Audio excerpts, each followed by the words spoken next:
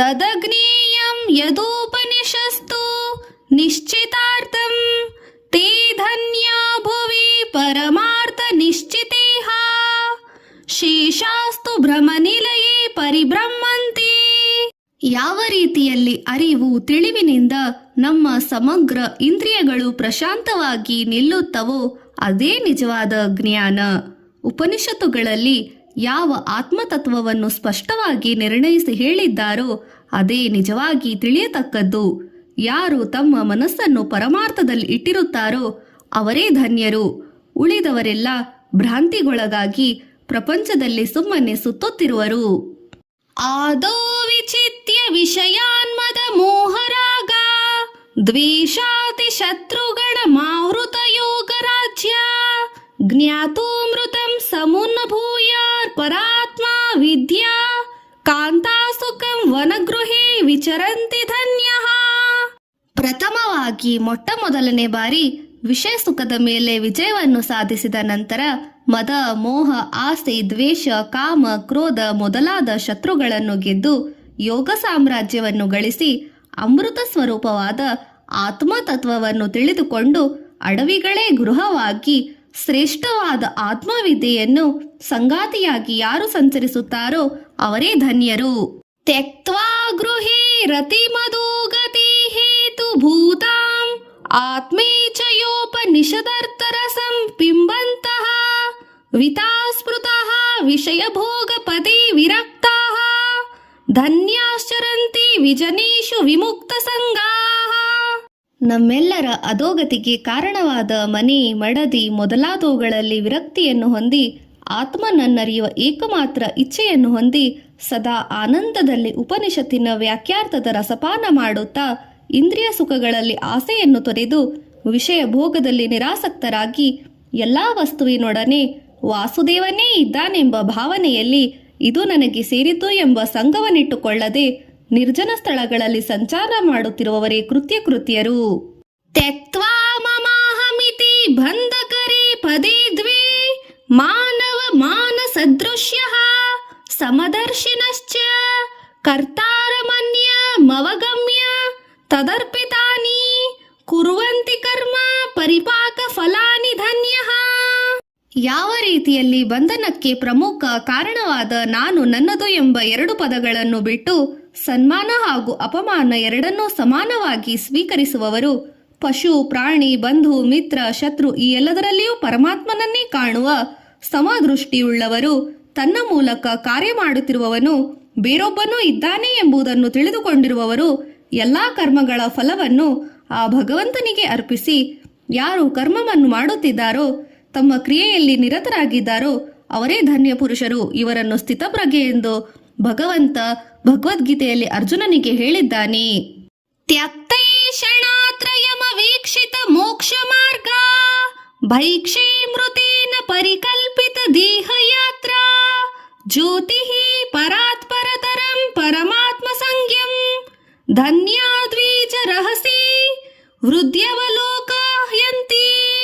ಸಂಸಾರ ಸಾಗರದಲ್ಲಿ ಪ್ರಾಪ್ತವಾಗುವ ಸಿಗುವ ಧನ, ಮಕ್ಕಳು ಹಾಗೂ ಲೋಕಾರ್ಚನೆ ಎಂಬ ಮೂರು ಆಸೆಗಳನ್ನು ತೊರೆದು ಮೋಕ್ಷ ಮಾರ್ಗದಲ್ಲಿ ನಿರತರಾಗಿ ಮುನ್ನಡೆಯುತ್ತಾ ಭಿಕ್ಷೆಯನ್ನು ಭುಜಿಸುತ್ತಾ ಆ ಮೂಲಕ ತಮ್ಮ ದೇಹಯಾತ್ರೆಯನ್ನು ಸಾಗಿಸುತ್ತಾ ತಮ್ಮ ಹೃದಯದಲ್ಲಿ ಪರಮಶ್ರೇಷ್ಠವಾದ ಪರಮಾತ್ಮನೆಂಬ ಜ್ಯೋತಿಯನ್ನು ಸದಾ ಏಕಾಂತದಲ್ಲಿ ಅವಲೋಕಿಸುತ್ತಿರುವವರೇ ನಿಜವಾದ ದ್ವಿಜರು ಹಾಗೂ ಅವರೇ ಧನ್ಯತೆಯನ್ನು ಕಂಡವರು. ನಾ ಸನ್ನ ಸನ್ನ ಸದಾ ಸನ್ನ ಮಹನ್ನ ಚಾಣು ನ ಸ್ತ್ರೀ ಪುಮಾನ ಚ ನಪೂಸಕಮೇಕ ಬೀಜಂ ಹೈ ಬ್ರಹ್ಮ ತತ್ಸಮುಪಾಸಿತದಮೇಕ ಚಿತ್ತಿ ಧನ್ಯಾ ವೀರೇ ಚುರಿತರೇ ಭವಪಾಶಬದ್ಧ.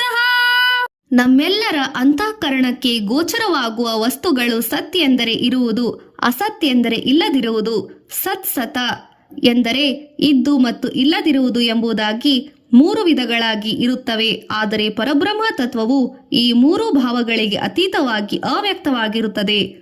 ಅದು ದೊಡ್ಡದೂ ಅಲ್ಲ, ಸಣ್ಣದೂ ಅಲ್ಲ, ಸ್ತ್ರೀಯೂ ಅಲ್ಲ, ಪುರುಷನೂ ಅಲ್ಲ, ನಪುಂಸಕನೂ ಅಲ್ಲವೆಂಬುದಾಗಿ ಈ ರೀತಿಯಾಗಿ ಒಂದೇ ಜಗತ್ ಕಾರಣ ವಸ್ತು ವಾಸುದೇವ ಆಗಿರುವ ಪರಬ್ರಹ್ಮನನ್ನು ಯಾರು ಉಪಾಸನೆ ಮಾಡುತ್ತಾ ಶಾಂತರಾಗಿರುವವರೋ ಅವರೇ ಧನ್ಯರಾಗಿ ವಿರಾಜಿಸುವವರು. ಉಳಿದವರೆಲ್ಲ ಸಂಸಾರದ ಸಂಕೋಲೆಯಿಂದ ಬಂಧಿತರಾಗಿರುತ್ತಾರೆ. ಅಜ್ಞಾನ ಪಂಕ ಪರಿಮಗ್ನಮಪೇತ ಸಾರಂ ದುಃಖಾಲಯ ಮರಣ ಜನ್ಮ ಜರಾವಸಕ್ತಂ ಸಂಸಾರ ಬಂಧನಮನಿತ್ಯಂ ವೀಕ್ಷ್ಯ ಧನ್ಯಃ ಜ್ಞಾನಾಸೀನ ತದವತೀರ್ಯ ವಿನಿಶ್ಯಂತಿ. ಜಗತ್ತಿನಲ್ಲಿ ಕಾಣುತ್ತಿರುವ ಕಾಣದಿರುವ ಈ ಪ್ರಾಪಂಚಿಕ ಸುಖವು ಅಜ್ಞಾನವೆಂಬ ಕೆಸರಿನಿಂದ ಕೂಡಿಕೊಂಡಿದೆ, ನಿಸ್ಸಾರವಾಗಿದೆ, ದುಃಖದ ಬೀಡಾಗಿದೆ ಮತ್ತು ಜನ್ಮ ಮುಪ್ಪು ಹಾಗೂ ಮರಣದಿಂದ ಒಟ್ಟುಗೂಡಿ ಅನಿತ್ಯವಾದುದು ಎಂಬುದನ್ನು ಮನಗಂಡು ಈ ಸಂಸಾರದ ಬಂಧನವನ್ನು ಬ್ರಹ್ಮಜ್ಞಾನವೆಂಬ ಖಡ್ಗದಿಂದ ಕಡಿದು ಹಾಕಿ ದೃಢ ನಿಶ್ಚಯ ಮಾಡಿದವರೇ ಧನ್ಯರು. ಶಾಂತೈರನನ್ಯ ಮತಿರ್ಭಿ ಮಧುರ ಸ್ವಭಾವೇ ಏಕತ್ವ ನಿಶ್ಚಿತ ಮನೋಭಿರಪೀತ ಮೋಹೇ ಸಾಕಂ ವನೇಶು ವಿದಿತಾನ್ಮ ಪದಸ್ವರೂಪೇ ತದ್ವಸ್ತು ಸಂಯಗ ನೀಶಂ ವಿಮೃಶ್ಯಂತಿ ಧನ್ಯಃ. ಯಾರು ಶಾಂತ ಸ್ವಭಾವದವರಾಗಿ ಏಕಾಂತ ಚಿತ್ತರಾಗಿ ಮಧುರ ಹೃದಯದವರಾಗಿ ಏಕಾಗ್ರ ಮನಸ್ಸಿನಿಂದ ಏಕಂವೇವಾ ದ್ವಿತೀಯವಾದ ಬ್ರಹ್ಮನ ಸ್ಥಾನವನ್ನು ಅರಿತುಕೊಂಡು ತಮ್ಮ ಮೋಹವನ್ನೆಲ್ಲ ಕಳೆದುಕೊಂಡಿರುವ ಮಹಾತ್ಮರಾದ ಜೊತೆಯಲ್ಲಿ ಯಾವಾಗಲೂ ಪರಮಾತ್ಮನ ಕುರಿತಾಗಿ ಉತ್ಸಾಹದಿಂದ ವಿಮರ್ಶೆಯನ್ನು ಮಾಡುತ್ತಾ ವನಗಳಲ್ಲಿ ವಾಸಿಸುತ್ತಾ ಇರುವವರು ಅವರೇ ನಿಜವಾಗಿ ಧನ್ಯರು. ಅಹೀಮೀವ ಜನಯೋಗಂ ಸರ್ವದಾ ವರ್ಜಯೇದ್ಯಃ ಕುಣಪಮೀವ ಸುನಾರಿಂ ತ್ಯಕ್ತೂ ಕಾಮೋ ವಿರಾಗಿಃ. ಯಾರು ಸರ್ಪದಂತೆ ಜನಸಂಪರ್ಕವನ್ನು ಸರ್ವದಾ ವರ್ಜಿಸುತ್ತಾನೋ, ಯಾವ ವೈರಾಗ್ಯವಂತನು ಕಾಮವನ್ನು ತ್ಯಜಿಸಿ ಸುಂದರವಾದ ಹೆಣ್ಣನ್ನು ಸಹ ಹೆಣಕ್ಕೆ ಸಮಾನವಾಗಿ ಭಾವಿಸುತ್ತಾನೋ, ಯಾರು ದುರಂತಕ್ಕೀಡು ಮಾಡುವ ವಿಷಮೀವ ವಿಷಯಾನಯೋ ಮನ್ಯಮಾನೋ ದುರಂತಾನ ಜಯತಿ ಪರಮಹಂಸೋ ಮುಕ್ತಿಭಾವಂ ಸಮೀತಿ. ಎಲ್ಲಾ ರೀತಿಯ ಭೋಗ ವಸ್ತುಗಳನ್ನು ಬಿಟ್ಟು ಬಿಡುವನೋ ಅಂತಹ ಪರಮಹಂಸನು ಮುಕ್ತಿಯನ್ನು ಗಳಿಸುತ್ತಾನೆ. ಸಂಪೂರ್ಣಂ ಜಗದೇವ ನಂದನವನಂ ಸರ್ವೇ ಸಪಿ ಕಲ್ಪದ್ರುಮಾ ಗಂಗಾವಾರಿ ಸಮಸ್ತವಾರಿ ನಿವಾಹ ಪುಣ್ಯಃ ಸಮಸ್ತಾಃ ಕ್ರಿಯಾಃ ವಾಚಾಃ ಪ್ರಾಕೃತ ಸಂಸ್ಕೃತಃ ಶ್ರುತಿಶಿರೋ ವಾರಾಣಸಿ ಮೇದಿನಿ ಸರ್ವಾಸ್ಥಿತಿರಸ್ಯ ವಸ್ತು ವಿಷಯ ದೃಷ್ಟಿ ಪರಬ್ರಹ್ಮಿಣಿ. ಯಾವ ರೀತಿಯಲ್ಲಿ ಅರಿತವನು ಪರಬ್ರಹ್ಮ ತತ್ವವನ್ನು ಅರಿತುಕೊಂಡಾಗ ಇಡೀ ಜಗತ್ತು ನಂದನವನದಂತೆ, ಎಲ್ಲಾ ಗಿಡಮರಗಳು ಕಲ್ಪವೃಕ್ಷದಂತೆ, ಎಲ್ಲಾ ನೀರು ಗಂಗಾಜಲದಂತೆ, ಎಲ್ಲಾ ಕ್ರಿಯೆಗಳು ಪುಣ್ಯ ಕಾರ್ಯಗಳಂತೆ, ಮಾತುಗಳು ಕಾಮ್ಯಾಖ್ಯವಾಗಿರುವಾಗ ಇಲ್ಲವೇ ಸಂಸ್ಕೃತವಾಗಿರಲಿ, ಎಲ್ಲ ಉಪನಿಷತ್ತುಗಳಂತೆ ಇಡೀ ಪೃಥ್ವಿಯೇ ಕಾಶಿಯಂತೆ, ಎಲ್ಲಾ ವಸ್ತುಗಳ ಇರುವಿಕೆಯು ಪರಬ್ರಹ್ಮನಂತೆ ಎಲ್ಲಾ ಕಾಲದಲ್ಲೂ ಅವನಿಗೆ ಕಂಡುಬರುತ್ತದೆ.